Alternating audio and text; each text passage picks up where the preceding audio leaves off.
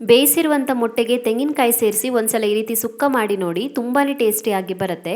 ಮೊದಲಿಗೆ ಒಂದು 5-6 ಬ್ಯಾಡಗಿ ಮೆಣಸಿನ್ಕಾಯಿ, ಧನಿಯಾಕಾಳು, ಕಾಳುಮೆಣಸು, ಜೀರಿಗೆ, ಮೆಂತೆಕಾಳು ಹಾಗೆಯೇ ಗರಂ ಮಸಾಲೆ ಐಟಮ್ಸನ್ನು ಫ್ರೈ ಮಾಡಿಕೊಂಡು ಅದಕ್ಕೆ ಬೆಳ್ಳುಳ್ಳಿ, ಶುಂಠಿ ಹಾಗೆಯೇ ಈರುಳ್ಳಿ, ಒಂದು ಸಣ್ಣ ಪೀಸ್ ಆಗುವಷ್ಟು ಹುಣಸೆಹಣ್ಣು ಮತ್ತು 1/4 ಚಮಚ ಆಗುವಷ್ಟು ಅರಿಶಿನ ಪುಡಿ ಸೇರಿಸಿ ನೈಸಾಗಿ ರುಬ್ಬಿಟ್ಕೊಳ್ಳಿ. ನಂತರ ಒಂದು ಬಾಣಲಿಗೆ ಎಣ್ಣೆ ಸೇರಿಸಿ ಅದಕ್ಕೊಂದು ಸ್ವಲ್ಪ ಕರಿಬೇವಿನ ಎಲೆ, ಜಜ್ಜಿರುವಂಥ ಬೆಳ್ಳುಳ್ಳಿ, ಒಂದು ಚೆನ್ನಾಗಿ ಹೆಚ್ಚಿರುವಂಥ ಈರುಳ್ಳಿ ಸೇರಿಸಿ ಸ್ವಲ್ಪ ಹೊತ್ತು ಚೆನ್ನಾಗಿ ಫ್ರೈ ಮಾಡಿಕೊಂಡು ನಂತರ ರುಬ್ಬಿಟ್ಕೊಂಡಿರುವಂಥ ಮಸಾಲೆ ಸೇರಿಸಿ ಕಡಿಮೆ ಉರಿನಲ್ಲಿ ಮಸಾಲೆನ ಫ್ರೈ ಮಾಡ್ಕೊಳ್ಬೇಕು. ಮಸಾಲೆ ಫ್ರೈ ಆದ ನಂತರ ಹುರಿದಿಟ್ಕೊಂಡಿರುವಂಥ ತೆಂಗಿನಕಾಯಿ ತುರಿ ಸೇರಿಸಿ ಅದಕ್ಕೆ ರುಚಿಗೆ ತಕ್ಕಷ್ಟು ಉಪ್ಪು, ಅರ್ಧ ಲೋಟ ಆಗುವಷ್ಟು ನೀರು ಹಾಗೆಯೇ ಒಂದು ಮೊಟ್ಟೆನ ಗ್ರೇಟ್ ಮಾಡಿ ಸೇರಿಸ್ಬಿಟ್ಟು ಸ್ವಲ್ಪ ಹೊತ್ತು ಚೆನ್ನಾಗಿ ಫ್ರೈ ಮಾಡ್ಕೊಳ್ಬೇಕು.